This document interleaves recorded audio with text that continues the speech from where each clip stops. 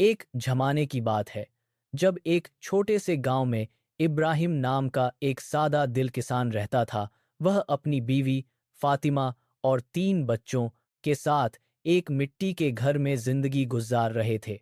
उनके पास जमीन का एक छोटा सा टुकड़ा था जिस पर वह साल भर मेहनत करते थे। इब्राहिम का हर दिन एक जैसा होता था। सुबह नमाज से पहले उठना, खाली पेट खेत की तरफ रुख करना और शाम तक मिट्टी की खुशबू में सांसे हुए हाथों को झाड़ना। गांव के लोग उसे एक अच्छा और ईमानदारी से भरा हुआ इंसान कहते थे जो कभी गलत काम की तरफ नजर नहीं उठाता था।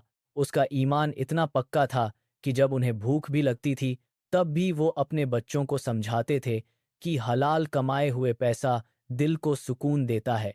इब्राहिम कहते थे कि अल्लाह ने हर रोज में बरकत रख दी है अगर इंसान मेहनत से प्यार करे। इब्राहिम के बड़े बेटे यूसुफ हमेशा अपने अब्बू की तरफ देखा करते थे। जब यूसुफ छोटा था तब वह अपने बाप के साथ खेत में काम करते थे और समझते थे कि मेहनत एक अजीज चीज है। लेकिन एक साल गांव में ऐसी सूखा आई कि धरती को रोना आ गया। बरसात के बादल कभी नहीं आए और पूरे गांव की जमीन सूख गई। इब्राहिम के खेतों में सिर्फ सूखे पत्तों के ढेर रह गए। घर में आटा खत्म हो गया। बच्चों के पेट पर झुर्रियां पड़ गईं। ये दिन इब्राहिम के लिए सबसे मुश्किल दिन थे। उन्हें लगता था कि सर्वशक्तिमान उन्हें किसी कमजोरी के मुताला कर रहे हैं। लेकिन वो हर नमाज में सजदा करते और दुआ करते थे कि खुदा उन्हें सहा देने की ताकत दे। मुश्किल के वक्त गांव में कासिम नाम का एक दौलतमंद आदमी आ गया। कासिम के पास गर्मियों में सोते भी नहीं थे। रात को शराब और शहर कर सब कुछ मौकूफ था। वो लोग को काम देने का झूठ बोलकर इनसे हराम कमाई में शामिल करते थे। उसका काम था कि सरहद पर से मना सामान घुसड़वाना और लोगों को इस फसल पर रखना। कासिम ने इब्राहिम से भी कहा, तुम गरीब हो, तेरे बच्चों को भूख से मरना है, मेरी तरफ देख, मैं तुम्हें डबल पैसे दूंगा, सिर्फ यह काम करना पड़ेगा। इब्राहिम की आंखें नम हो गईं, लेकिन उन्होंने साफ इनकार कर दिया। वो कहते थे कि हराम पैसे घर में सुकून नहीं, लेकिन जहर लेकर आता है। यूसुफ ने अपने बाप की नसीहत सुनी और सोचा कि गांव में रहकर क्या होगा। एक दिन उसे लगा कि शहर चला जाऊं और कुछ कमाई कर लूं। इब्राहिम ने अपने बेटे को गले लगाकर रोया और कुरान शरीफ दीदा जो पुराने जमाने से था। उन्होंने कहा, बेटा, ये कुरान तुम हमेशा अपने साथ रखना, ये तुम्हारा रास्ता दिखाएगा। यूसुफ ने अपनी माँ के पांव छुए, बाप से दुआ ली और शहर की तरफ सफ़र किया। इब्राहिम और फातिमा रात भर रोते रहे और अपने बेटे के लिए खुदा से प्रार्थना करते रहे कि ए खुदा, इस बच्चे को अपनी हिफाजत में रखना और उसको हलाल से निवारण दे। शहर जाने का सफ़र काफ़ी मुश्किल था। यूसुफ 3 दिन तक पैदल चलता रहा, भूखा प्यासा। जो सूखा रोटियां माँ ने दी थीं वो भी खत्म हो गईं। शहर में पहुंचकर उसे किसी ने काम नहीं दिया। वह हर रोज दुकान से दुकान तक घूमता था और काम मांगा था, लेकिन सब ने इनकार कर दिया। रात को वह एक मस्जिद के आंगन में सोता था, बारिश में भीगता था और गर्मी में भूखा सोता था। लेकिन यूसुफ के दिल में अपने बाप की बातें हमेशा गूंज रही थीं। वह सोचता था कि अगर मैं हलाल रास्ते पर चलूं तो खुदा जरूर मेरी मदद करेगा। एक दिन यूसुफ बाजार में बैठा था जब एक बूढ़ा आदमी अपना सामान उठाने की कोशिश कर रहा था। वह गिर गया और यूसुफ ने तुरंत उसे उठाया। उस बुद्ध का नाम अहमद बिन हसन था, जो पूरे शहर में कपड़ों का मशहूर ताजिर था। अहमद ने यूसुफ से पूछा, बेटा, तू कौन है? यूसुफ ने अपनी पूरी कहानी सुना दी। अहमद को यूसुफ की ईमानदारी और मेहनत देखकर बड़ा ताज्जुब हुआ। उन्होंने कहा, बेटा, अल्लाह ने तुम्हें मेरी तरफ भेजा है। मैं कैप्रॉन का विश हूं और मुझे एक हिमायती की जरूरत थी। क्या तू मेरे साथ काम करेगा? यूसुफ की आंखें खुशी से नम हो गईं। यूसुफ अहमद के पास काम शुरू कर दिए। वह सुबह सबसे पहले दुकान में पहुंचता था और शाम को सबसे आखिर में निकलता था। उसकी मेहनत और ईमानदारी देखकर अहमद ने उसके लिए अपने दिल में जगह खाली कर दी। यूसुफ हर ग्राहक के साथ सच बोलता था, कभी धोखा नहीं देता था। जो माल खराब था उसको सच बोलकर बेच देता था। 1 महीने बाद अहमद ने उसको तनख्वाह दी और कहा, बेटा, तुम मेरे बेटे जैसे हो। तुम हलाल कमाए हुए पैसे से अपने परिवार को मदद कर सकते हो। यूसुफ ने अपनी पहली तनख्वाह का आधा हिस्सा अपने बाप के नाम कर दिया और एक खत लिखा। गांव में जब इब्राहिम को यूसुफ का खत और पैसे मिले तो वह रोकर खुदा का शुक्र अदा किया। फातिमा खुशी से नाच उठी। इब्राहिम ने कहा, देखो फातिमा, हलाल से मेहनत करोगे तो खुदा जरूर मदद करेगा। गांव के लोगों को जब ये खबर मिली कि इब्राहिम का बेटा शहर में कामयाब हो गया तो सब हैरान रह गए। क्या हुआ था? सिर्फ इतना कि यूसुफ हलाल रास्ते पर चल रहा था। इब्राहिम ने अपनी तनख्वाह से सीड्स खरीदे और कुछ बकरियां भी ले लीं। धीरे धीरे उनकी जिंदगी फिर से संभलने लगी। शहर में यूसुफ की शोहरत बढ़ती जा रही थी। अहमद उसे अपना बेटा समझने लगे थे। एक दिन अहमद ने यूसुफ से कहा, बेटा मैं बूढ़ा हो रहा हूं, मैं चाहता हूं कि तू मेरे व्यवसाय में शरीक बन जाओ। यूसुफ के लिए ये सबसे बड़ी खुशी थी। उन्होंने सोचा कि अब वो अपने अब्बू और अम्मी को शहर ले आ सकते हैं। यूसुफ ने अहमद की पेशकश कबूल कर ली और अपने माता पिता को खत लिखा। खत में लिखा था, अब्बू, अल्लाह की मर्जी से मैं अब कामयाब हो गया हूँ। कृपया आप और अम्मी शहर आ जाइए, मैं आपकी खिदमत करना चाहता हूँ। गांव में इब्राहिम को जब ये खत मिला तो उन्हें लगा कि ये सब एक सपना है। उन्होंने अल्लाह का शुक्र अदा किया और साथ ही ये सोचकर रोया कि कितनी मेहनत करनी पड़ी एक छोटे मकसद तक पहुंचने के लिए।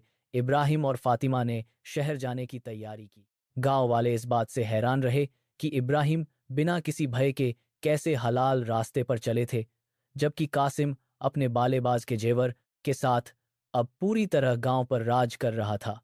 जब कासिम को ये खबर मिली कि इब्राहिम शहर जा रहा है तो वो खुद गुस्से में आ गया। उसने सोचा कि इस इब्राहिम के बेटे ने क्या किया है जो मैं नहीं कर सका। कासिम ने अपने आदमियों को आदेश दिया कि इब्राहिम को रास्ते में रोक दें और उसके साथ बुरी तरह पेश आएं। लेकिन एक अजीब बात हुई। एक दिन पहले पुलिस गांव में आ गई।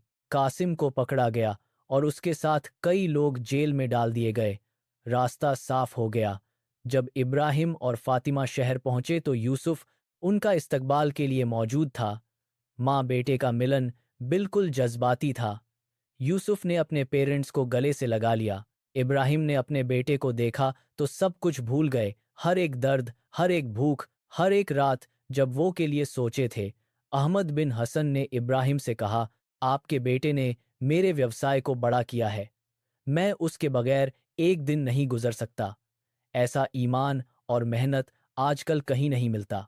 गांव में यूसुफ और इब्राहिम ने एक छोटी सी दुकान खोली जो कि कपड़ों की थी। गांव के लोगों ने देखा कि यूसुफ कितनी ईमानदारी से काम करते हैं, कभी धोखा नहीं, कभी गलत चीजें नहीं खरीदते। धीरे धीरे उसकी दुकान बहुत मजबूत हो गई। यूसुफ ने एक छोटा सा फैक्ट्री भी खोल दिया जहां गांव की औरतों को काम मिलने लगा। आयशा अपने हाथ से सिलाई सिखाती और फैक्ट्री का निरीक्षण भी करती थी। इस तरह गांव में हलाल कमाई के नए मौके पैदा होने लगे। इब्राहिम ने गांव में एक मदरसा भी खोल दिया जहां बच्चों को कुरान के साथ साथ मेहनत और हलाल कमाई की शिक्षा भी दी जाती थी। इब्राहिम रोज बच्चों से कहते थे, बेटा जीवन में जल्दी में फैसला मत करना, हराम पैसे की आसलमी के पीछे मत जाना, हलाल से ही दुनिया और आखिरत दोनों की खुशियां हैं। गांव में अब एक नई जिंदगी की रोशनी फैली गई। जहां पहले गरीबी और निराशा थी, वहां अब उम्मीद और खुशहाली थी। अहमद बिन हसन गांव में एक बड़ा फैक्ट्री लगाना चाहते थे। यूसुफ और इब्राहिम ने इस पेशकश को तुरंत कबूल कर लिया। गांव में तरक्की का एक नया दौर शुरू हुआ। फैक्ट्री में काम करते हुए लोग कहते थे कि हलाल कमाई से हमारी जीवन में सुकून आ गया। एक दिन खबर आई कि कासिम जेल से आज़ाद हो गया और बदला लेने के लिए वापस आ रहा है। गांव के लोगों को डर लग गया, लेकिन इब्राहिम और यूसुफ ने सबको अल्लाह पर भरोसा रखने की तालीम दी। जब कासिम गांव में आया तो उसे एक अजीब नजर आया। जहां पहले उसके साथी थे वहां सब हलाल कमाई में मशरूफ थे। कासिम गुस्से में यूसुफ के फैक्ट्री को आग लगाने गया, लेकिन रास्ते में इब्राहिम मिल गए। इब्राहिम ने कासिम से कहा, कासिम, तेरे दिल में नफरत है, लेकिन याद रख के नफरत इंसान को अंदर से खा जाती है। अभी वक्त है, तौबा कर और हलाल रास्ता इख्तियार कर। कासिम का दिल पिघल गया। उसने इब्राहिम के पैरों में गिरकर माफी मांगी। यूसुफ भी आ गया और कासिम को फैक्ट्री में एक छोटी सी नौकरी दे दी। धीरे धीरे कासिम की जिंदगी बदल गई। वह मेहनत से काम करते और लोग उसके रवैये से प्रभावित हो जाते थे। सैलून गुजरते गए और गांव में खुशहाली बढ़ती गई। यूसुफ, इब्राहिम और अहमद ने मिलकर कई फैक्ट्रियां खोलीं, जिनमें हजारों लोगों को काम मिल गया। गांव में अब शहर चल रहा था। बच्चों की हंसी सुनाई देती थी और गांव के हर कोने में उम्मीद की रोशनी फैली थी। अहमद बिन हसन ने अपना पूरा व्यवसाय यूसुफ के नाम कर दिया और फिर वह मर गए। मरने से पहले उन्होंने यूसुफ से कहा, बेटा, मैंने तुम्हारे जैसा एक इतने ईमान वाले व्यापारी को जिंदगी में नहीं देखा। यूसुफ ने अपने गांव में एक बड़ा अस्पताल भी बनवाया, जहां गरीबों का मुफ्त इलाज होता था। आयशा अस्पताल में औरतों की देखभाल करती थी। एक दिन एक मरीज औरत ने आयशा से पूछा, तुम्हारे बेटे को इतनी दौलत मिली, फिर भी वो इतना सादा क्यों है? आयशा ने मुस्कुराकर जवाब दिया, क्योंकि उसने हलाल कमाई की कद्र सीखी है। हलाल से जो सुकून मिलता है, वो दौलत से नहीं। इब्राहिम की उम्र काफ़ी हो गई थी। एक दिन उन्होंने गांव के लोगों को मस्जिद में जमा किया और कहा, मैंने अपनी ज़िंदगी में काफ़ी उतार चढ़ाव देखे हैं, लेकिन मुझे यकीन हो गया है कि हलाल रिज़्क की ताकत ही इंसान को दुनिया और आखिरत में कामयाब करती है। कुछ महीने बाद इब्राहिम का इंतकाल हो गया और पूरा गांव गम में डूब गया। यूसुफ ने अपने अब्बू के नाम पर एक बड़ा लाइब्रेरी बनवाया, जिस दरवाजे पर लिखा था, हलाल रिज़्क की बरकत। आज वो गांव में हलाल रिज़्क फाउंडेशन है, जो लोगों को हलाल नौकरी के मौके फराहम करता है। नौजवानों को वहां यह सीख दी जाती है कि कामयाबी का असल राज हलाल कमाई में है। यूसुफ अपने बच्चों को भी वही नसीहत देता है जो उसके बाप ने उसको दी थी। वह कहता है, हलाल कमाई एक ऐसी नेमत है जिसकी बरकत नस्लों तक चला करती है। मेरी सफलता का राज मेरे बाप की दुआएं और हलाल कमाई का जज्बा है। दीवारों पर लिखा है, हलाल रिज़्क में बरकत है, हलाल रिज़्क में ताकत है।